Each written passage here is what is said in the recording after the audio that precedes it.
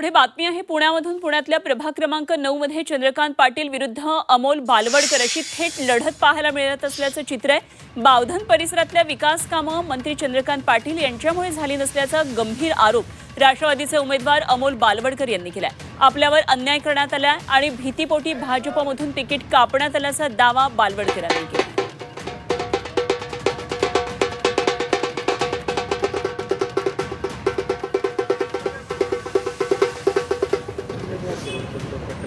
जे चालू प्रकल्प होते जे फक्त कुठं निधी पण लागत नव्हता, जशी एक शाळा आहे इंग्लिश मीडियमची जी उभी राहिलेली आहे, मी मेहनत घेतलेली आहे। एक हॉस्पिटल आहे 40,000 स्क्वेअर फूटचं, जिथं 1,500-2,000 हजार बेड त्या ठिकाणी लागू शकतात।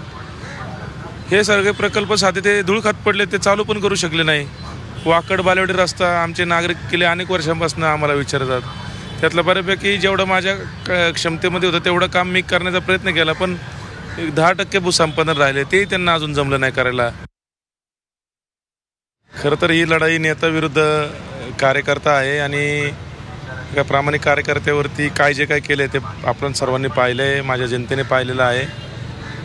आणि खऱ्या अर्थाने जो अन्याय माझ्यावरती झालेला आहे आणि या अशा कठीण काळामध्ये माझ्या भागातली जनता माझ्या पाठीशी खंबीरपणे उभी आहे। मी एक लहान कार्यकर्ता आहे, पण कदाचित त्यांना माझं भविष्य दिसलं असेल, त्यांना जुना अनुभव आहे, त्या अनुभवाच्या जोरावर त्यांना दिसलं असेल बाबा हा कार्यकर्ता पुढे जाऊन भारतीय जनता पक्षातला एक पुढं चांगल्या जबाबदारी याला भेटू शकते, त्यामुळेच त्यांनी माझ्यासाठी हे सगळं षडयंत्र रचलं।